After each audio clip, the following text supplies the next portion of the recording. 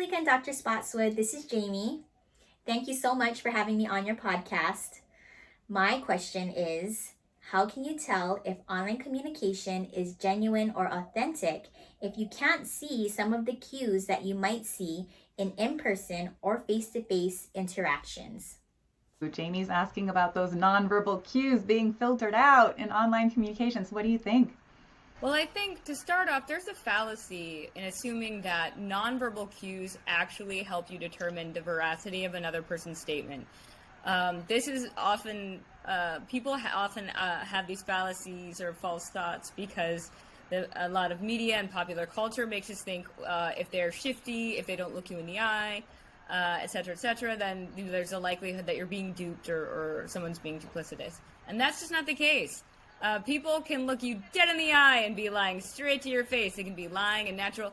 And look, one of the things, I'm a big fan of the show Survivor. If anything, watching that show will let you know, people are more than capable of deceit and being comfortable and easy and gracious and whatever else. So just because you don't have nonverbal cues at your disposal doesn't mean you're going to be more or less likely to determine whether or not someone's being authentic or honest.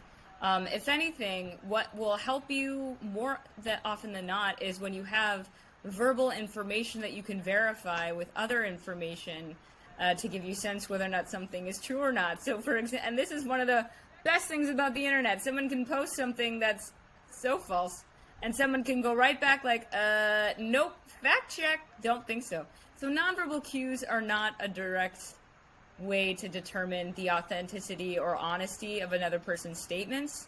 Now, again, this is aligned a little bit with this idea that we do tend to post our best faces on social media, but again, that is still an authentic aspect of who you are in your everyday life.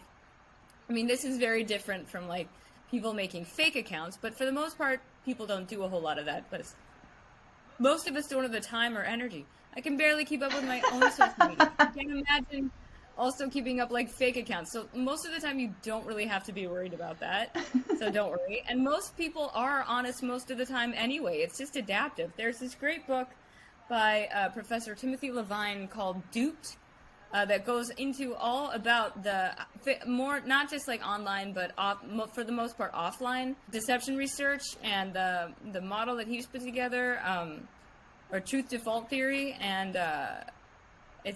so again, like even online, you don't have to, most people are honest most of the time, both online and offline, especially because, if anything, people are more inclined to be honest and authentic in certain places online because there are receipts. There are receipts, and they have their receipts, and so, you don't want to get truth bombed by anybody. So yeah. I hope that was helpful and reassuring that that's not like a major thing to be worried about. But if there is a particular specific instance that you're worried about something, then investigate that thing. But don't necessarily generalize it to all mediated communication all the time. So yeah.